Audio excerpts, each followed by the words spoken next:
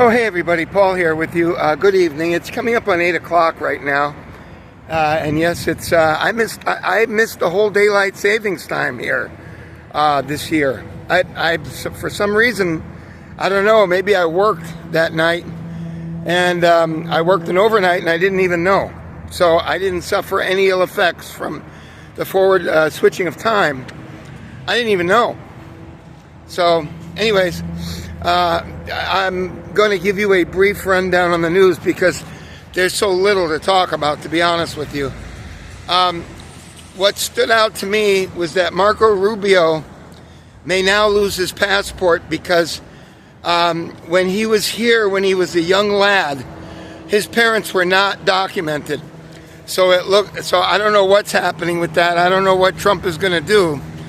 But there was a lot of things he didn't know about little Marco Rubio. It's pretty well known down here. Sorry, folks, I had to sneeze, and I may have to again. But anyways, Marco Rubio, it was pretty well known. According to the talk channels, this is according to the talk channels, which I do believe, by the way, Al Rantel was a fixture here. And he was, he was a queen, but he was a nice guy. And I called into a talk show with him the first time I ever did it. So that's how I kind of got hooked into talk radio. Al Rantel was a nice guy. And, he took care of his health, I guess. He was queer as a $3 bill, but he was a nice guy. And he did this thing where he advertised this thing where you go in and they check all your blood levels and this, that, and the other thing. But he wound up having an on-air episode where he had a stroke. It looks like he had a stroke or an epileptic seizure or something, and it was very serious. And he wound up going off the air. He was in Miami for a long time. And that was back in the mid 80s, and or maybe early 80s, I don't know. But then he wound up moving to San Francisco right during the time with O.J. Simpson trial. During that whole thing where he killed his wife there or whatever it was. But anyways, that's when he moved to San Fran, and. It was either out there or he moved back here. I think he stayed out in San Francisco. And he had a on-air episode, and it was horrible because he didn't know where he was and he couldn't figure out what he was doing, and you hate to see that. Anyways, I can't do the Drudge Report for you because it is meaningless tonight and has nothing to offer us except for Marco Rubio. I was getting into that story there. They all seem to know that Marco Rubio liked to wear roller skates and roll around the streets of Miami there in 1978. And he liked hot pants, is what I am told. And, across the talk show world, they knew that they called him Little Marco. And, he has a marriage now, but I don't know what the motives are behind it or anything else. And yes, we had Charlie Crist, who was the governor here, who was desperately, just a few years ago, right up until 2024, he was desperately trying to get the COVID-19 scam measures reintroduced, where you had to put on a mask to go into a building, et cetera, et cetera. All of this garbage, all the draconian measures. He wanted to bring them all back. Why? Because he was a thin, raging homosexual. That's why, in my opinion, all homosexuals, virtually every single one without exception, have to believe in the scam. That's absolutely cardinal. But anyways, regardless, little Marco Rubio, is having problems now because he's not a U.S. citizen, evidently. So that's the first thing that struck me on the news. Number two. By the way, good to hear from you, Syndicate. Good to hear from you, man. And I still have a solar cooker It's a glass one, and I had 4 of them or 3 of them. And I mean, you got to be really, really careful with these. I'm savvy to it now, finally, after 3 of them breaking on me. And the last one that broke on me, I cooked the meal successfully. I took it into the backyard. I let it set for about 15, 20 minutes. And then I took the hose to it and shattered it in a million pieces. So those things, you can't even touch them for hours. Forget about washing them. Unless you have a heat source of water that exactly mirrors the temperature of the glass cooker. So I'm very, very wise to it now. Anyways,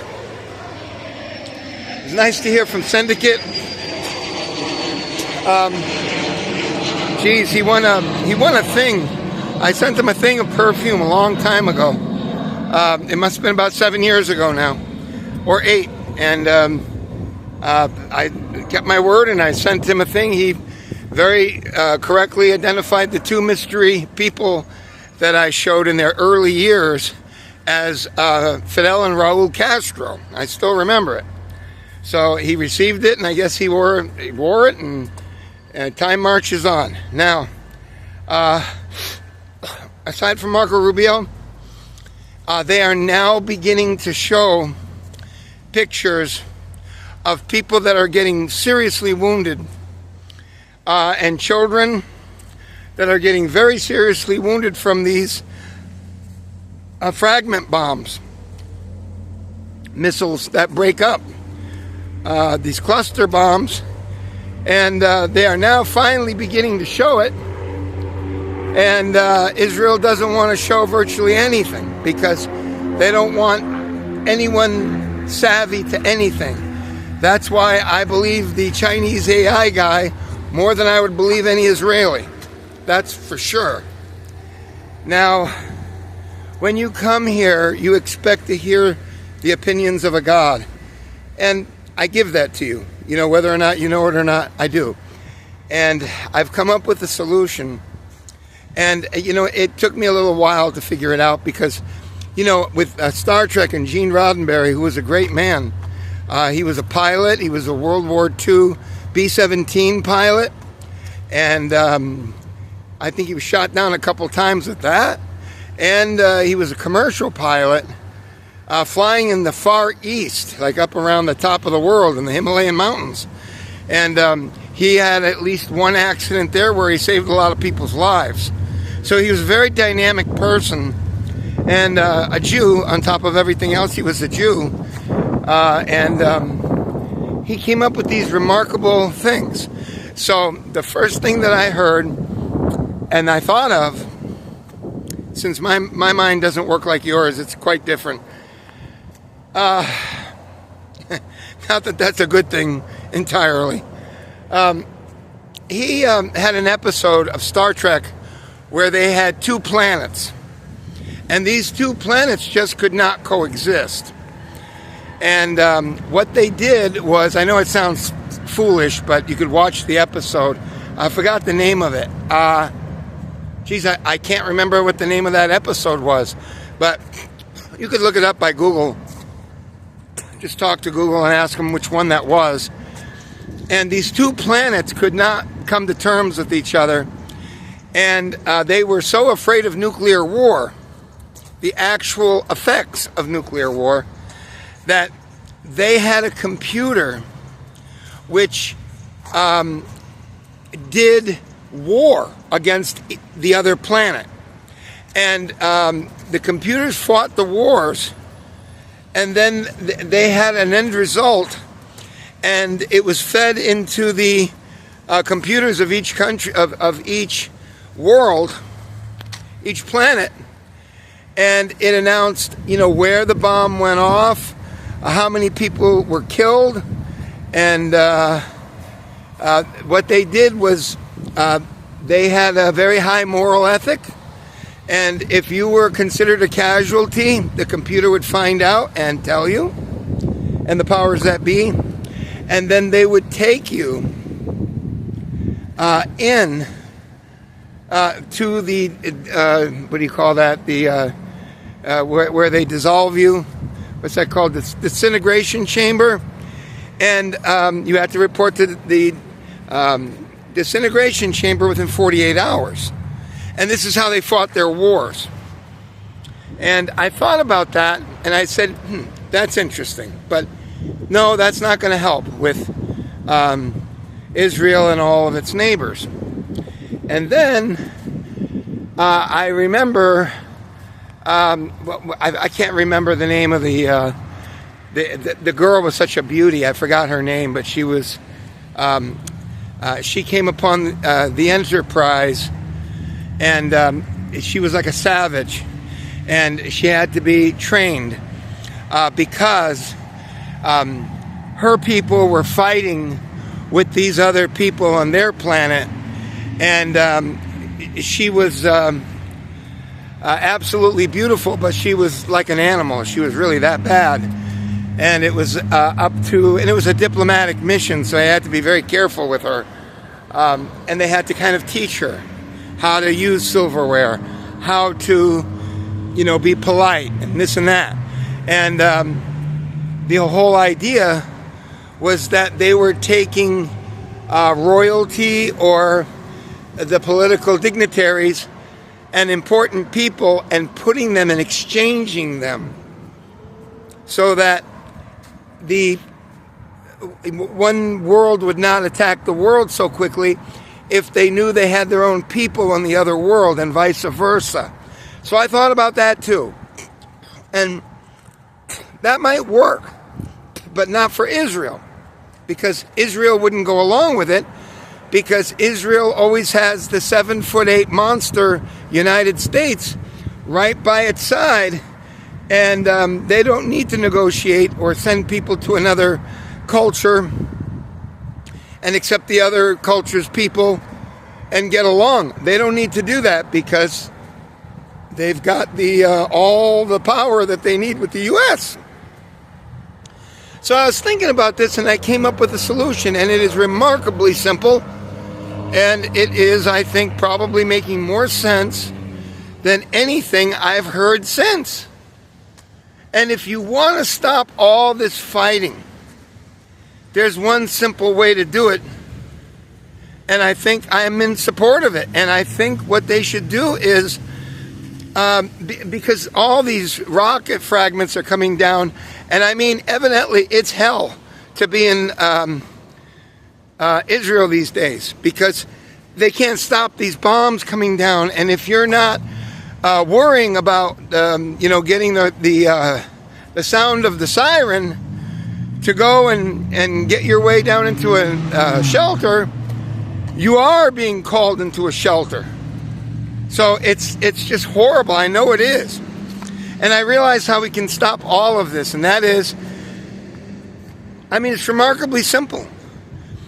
If we can convince the Jews to just convert to Islam, and I'm being dead serious, just have the Jews convert to Islam. And it happened in some ways. The Knights Templar, that's exactly what happened to the Knights Templar.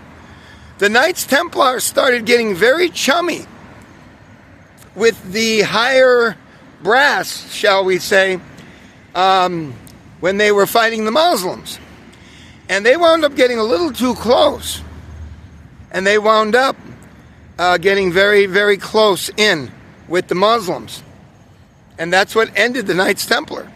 And they were arrested. All of them were arrested. And some say it was with good reason. Others say that they were heavily indebted to the Knights Templar, because the Knights Templar were rich. They were essentially the banks of the time. And, they owed a lot of money to the Templars, so why not arrest them all in France? So that's what they did. Some of them left, some of them got away, but it was a very few. And I believe they went to Switzerland, didn't they? They went to the Swiss Alps or something like that. Anyways, yes. And also, don't forget that there was a place, I'll give you a little history lesson here. It's a real quick one. They had a place called Constantine. I believe that was what the name of the city was. And they had this massive, massive castle in fortress in Constantine, I believe. And the Muslims tried many times. I think it was in the 1600s. I think it was in the late 1600s. And the Muslims tried and tried and tried to take Constantine, but it was on the water of Turkey. And they could not do it. It was just too much. The water hindered them. So, what happened? Well, it's not Constantine anymore. It's now Istanbul. And Istanbul was taken by who? The greatest warriors that ever walked on this planet. And no, they were not Spartans. Spartans were the greatest defenders in the world that they've ever seen. They were the greatest the world has ever seen on defense. But the greatest attacking force in all of history were Muslims. And they were called the Janissaries. And the Janissaries took Constantine, I believe that was the name of the city, and they turned it into Istanbul. And you might ask, who were the Janissaries? The Janissaries were a remarkable bunch of men because they were handpicked by the Muslims.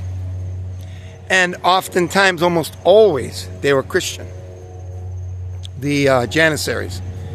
What they were was when there was a fight and the numbers were dwindling down, they could see the soldiers that were the most brave. And as they got down to where it was hopeless, the Muslim king would go over, or one of his high dignitaries or military people, and they would say, "Don't kill that man right there. That man is a brave man." And as you know, virtually all Christians would not convert to Islam. That was a real no-no. However, the Muslims discovered that if you did it with honor and dignity, that some, I'm not going to say the vast majority because I don't know, I don't have the statistics. I only know that a great many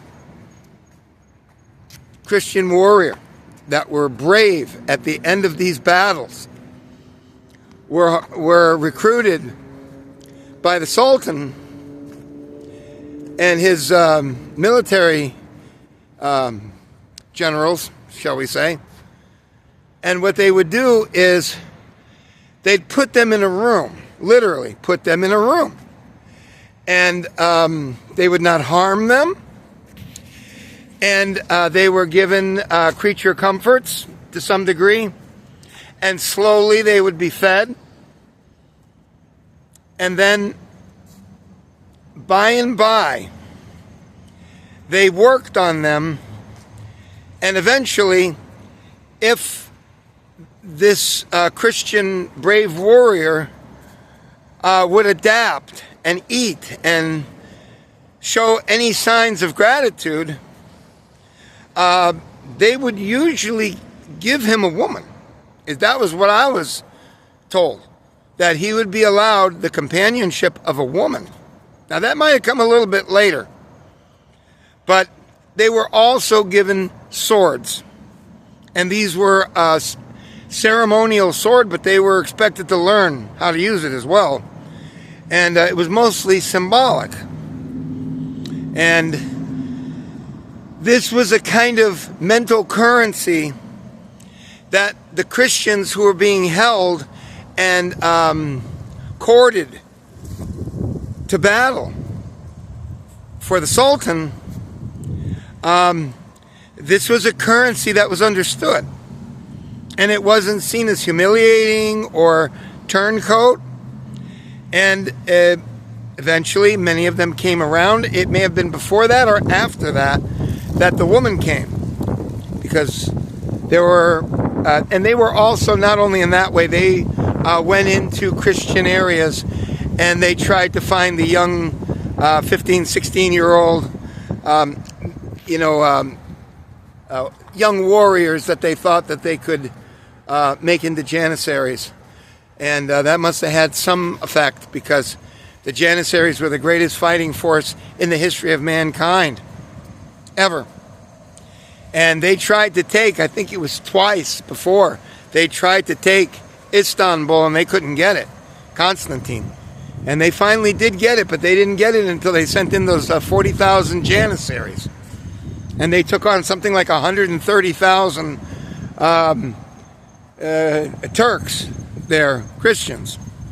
And they got it. So I think, and I'm being serious because I am kind of a god in a way, I think the best way for Israel now, instead of getting bombed and all these dead children and all these multiple bombs that are unstoppable, I think that the Jews just should roll it around in their minds a little bit about just converting to Islam. And that would solve all of the problems, I think. So, figure it out for yourself. I am in a yeasty mood tonight. And I've walked now for 45 minutes. And I need it. I did not do a great deal of exercise today. I did some. But I ate no meat tonight. I had 2 bagels with cream cheese. And I had a big bowl of ramen noodles with fresh broccoli, thanks to that dumpster over there that I visit occasionally. And it was yummy after it was washed. And I also had lettuce, which also came out of the garbage. And I also ate that, and it was delish after it was washed. So I had fresh lettuce and broccoli in with those packaged noodle soups. And I had 2 of them, and I'm peeing right now because of that all night. But it was yummy, and I know it's good for you because aside from the salt, it's nothing wrong with taking in a little broccoli. I don't think there's anything really to lettuce. I was told that it gives you gastritis, some people, because there's almost no, maybe a little bit of fiber or something in it, but there's virtually, lettuce is like one of the least nutritious foods in the world. Anyways, folks, take care, and I will see you tomorrow, and all 13 of us will put our heads together and try to figure out what is going on. We have 23 minutes of your life gone forever. Thank you for being here, and I will see you tomorrow. Bye-bye.